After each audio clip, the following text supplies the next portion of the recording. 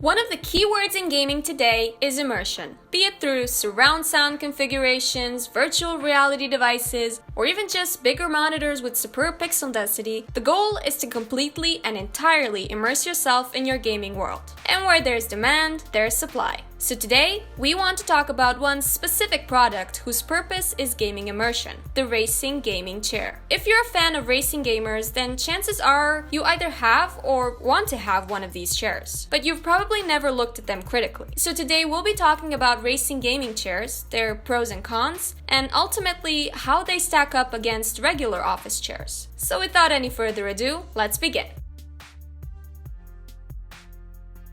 Let's look at their designs first. Chairs, like all other gaming products, have adopted the signature gaming aesthetic. It takes no more than a single glance to distinguish most gaming products from non-gaming ones. They have aggressive, attention-grabbing exteriors. Just take a look at this King gaming chair made by DX Racer and you'll see what we mean. The flashy black and red color scheme it had is very common in all gaming products. Regular office chairs, on the other hand, have much less imposing designs. In most cases, it's downright minimalistic, with a simple black leather exterior that may or may not be combined with a dark gray or white hue.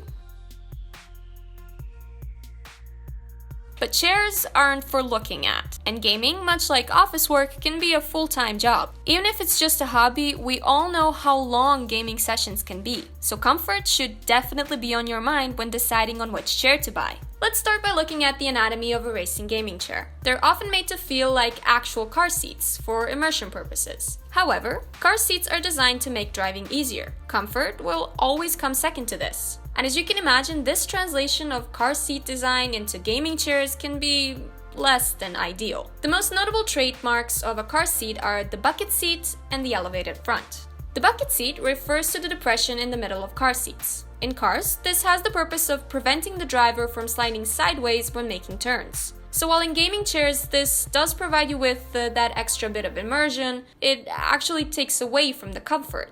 And if you plan on having a gaming session that stretches over several hours, then you'll want to shift around and sit in different positions. But it won't be easy in a racing game chair.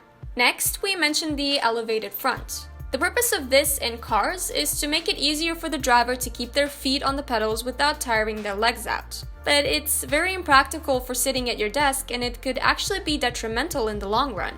Unless you're very tall, the elevated seat will make it so that your legs are dangling off the edge of the seat. As you can imagine, this can get very uncomfortable very quickly, unless you rest them on a part of your desk or any other suitable piece of furniture.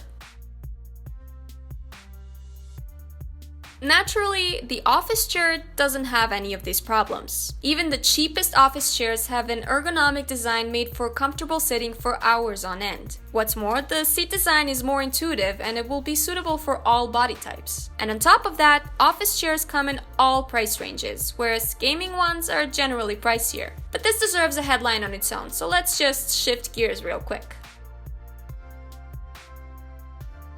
We've already talked about the gaming look that all gaming equipment share, but this look comes at a price. Gaming in general isn't an inexpensive hobby. Gaming chairs, mechanical keyboards, optical mice, and surround sound headsets, just to name a few such immersive products, all come with a high price tag, even the less expensive ones. So the question you should be asking yourself here is it worth it? Of course, if you want quality, you'll have to pay for it. But the problem with gaming products is that price isn't as good an indicator of quality. With gaming products, you're also paying for what they represent. Gaming has become a lifestyle, and in most cases, the extra money is spent on making the product look better and shinier. Those LED lights on gaming mice and keyboards and even headsets, that's what you're paying the extra money for. However, if an office chair is expensive, then the reason for the extra cost is always very practical. It can be the extra memory foam cushion, extra adjustability, or any other useful feature like that. So because they strive to be practical and ergonomic above everything else, we feel that office chairs are a much wiser choice. Plus, they're much more flexible in terms of pricing.